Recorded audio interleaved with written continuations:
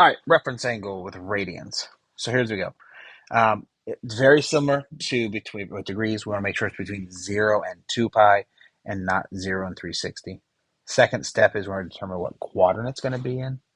And the final step is we're going to subtract that angle from the nearest x-axis. It's always going to be positive. It's always going to be an acute when we get done. So an acute positive angle. So what I'm going to look at here is if I want to make sure if it's in the first quadrant, for it to be in the first quadrant, it's going to be between 0 and 1/2. To be in the second quadrant, it's going to be between 1/2 and 1. To be in the third quadrant, between 1 and 1.5. And to be in the fourth quadrant, between 1.5 and 2.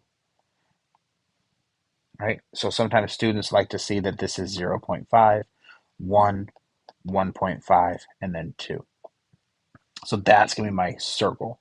So if it's not between 0 and 2, I'm going to add or subtract until it is. All right, so an example, find the reference angle of 17 pi over 6. So my first question is that between is 17 pi over 6 between 0 and 2?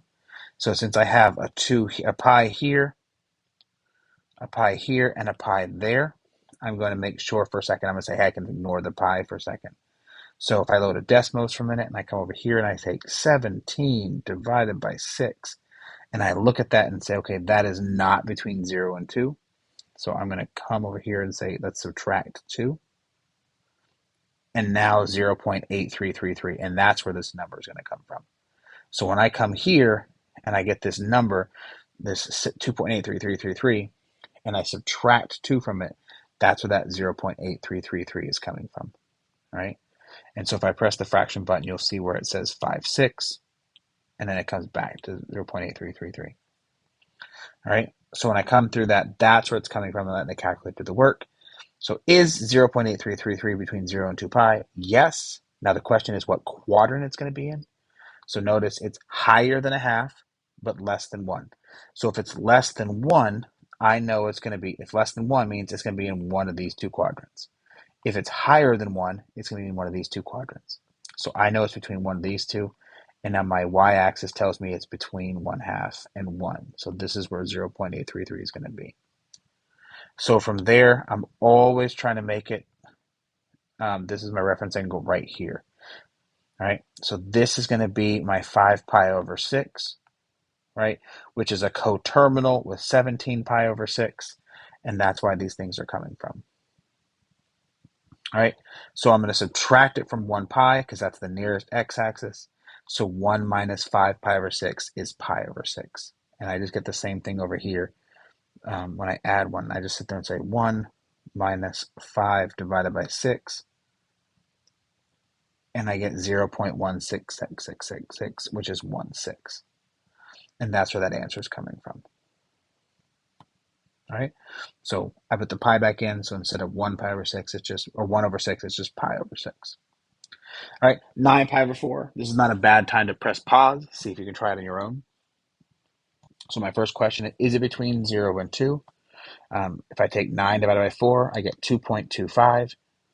2.25 minus 2 would be 0.25. So now I know it's between 0 and 2. I know also it's between here. I know it's going to be it's higher than 0, but it's less than 1/2. So I know it's less than 1, so it's in one of these two quadrants. And since it's less than 1/2, it's going to be in the first quadrant. And when it's in the first quadrant, the x-axis it's closest to is going to be 0. So I'm going to take that and I'm going to subtract it from 0. So 1 pi over 4 minus 0 is pi over 4, and that's my reference angle. All right, last one, negative 17 pi over 3. All right, I'm going to subtract it. This should have a negative right here. Sorry, there should be a negative right there a couple of times. Right, but I keep adding it and adding it and adding it and adding it, and I'm going to end up getting 0.333333. So in case you want to see it, I come over here and I take negative 17 divided by 3, and I keep adding 2 until I get it. So plus 2 still doesn't work. So plus 2, still negative, plus 2, and I get 0.333333, which is going to be 1/3.